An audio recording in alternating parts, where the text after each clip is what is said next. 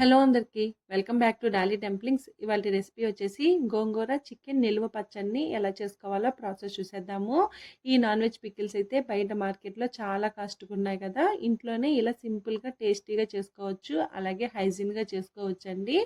ఇప్పుడు ఈ గోంగూర చికెన్ నిల్వ పచ్చడిని ఎలా చేసుకోవాలో ప్రాసెస్ చూసేద్దాము. దీనికోసం ముందుగా నేను ఇక్కడ ఎర్ర గోంగూరని ఒక 1/2 kg వరకు ఆకులు మాత్రమే తీసుకున్నానండి.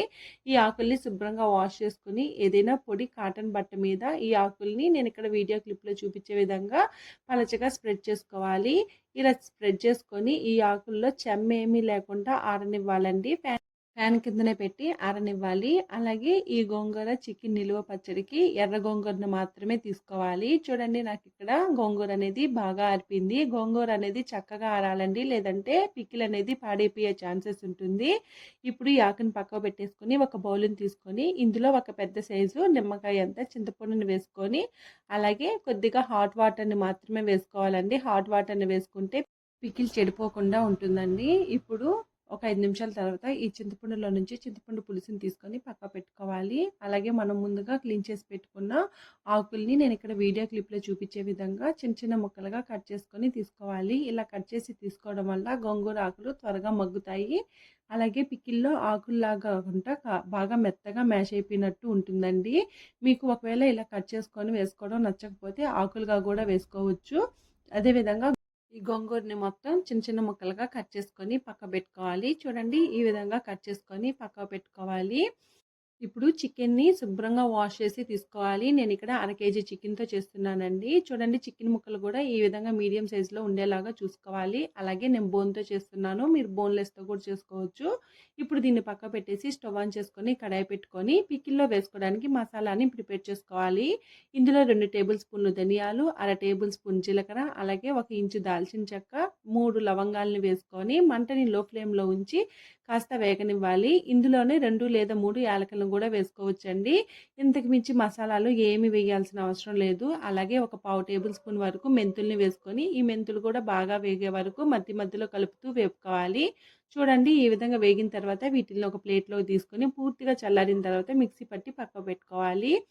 ఇప్పుడు ఇందులోనే 1 కప్పు ఆయిల్ని వేసుకొని ఆయిల్ బాగా వేడిన తర్వాత మనం ముందుగా కట్ చేసి ఉంచుకున్న గోంగూర ఆకుల్ని వేసుకొని మంటని లో టు మీడియం ఫ్లేమ్లోకి అడ్జస్ట్ చేసుకుంటూ ఈ గోంగూర ఆకుల్ని మెత్తగా అయ్యే వరకు మగ్గించుకోవాలి.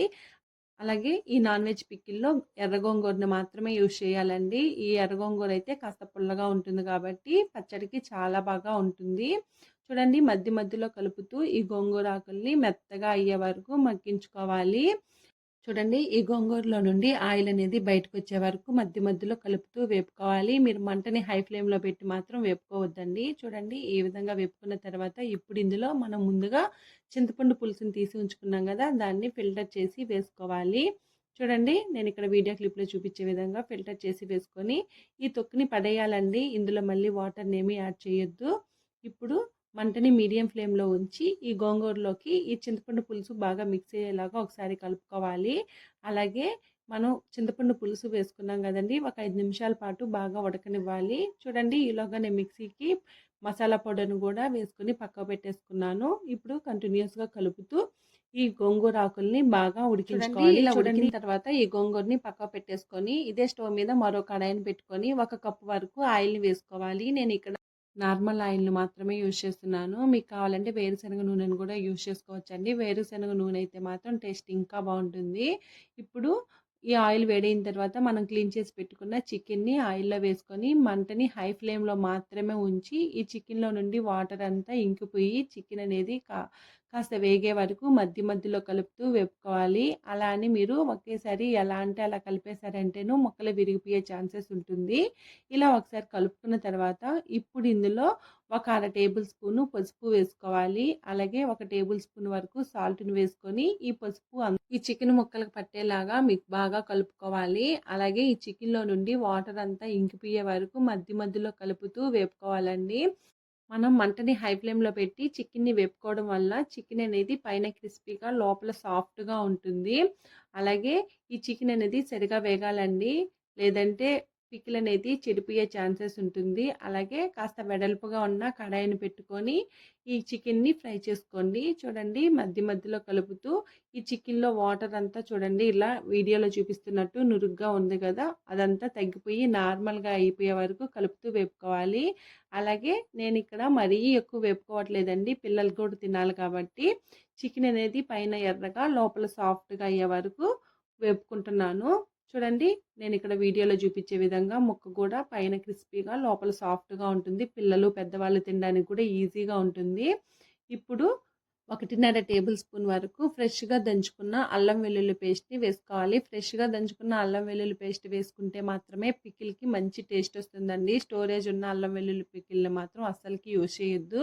ఈ అల్లం వెల్లుల్లి పేస్ట్ వేసిన తర్వాత మంటని లో ఫ్లేమ్‌లో మాత్రమే ఉంచి మధ్య మధ్యలో కలుపుతూ అల్లం వెల్లుల్లి పేస్ట్ కూడా బాగా వేగే వరకు వేయించుకోవాలి.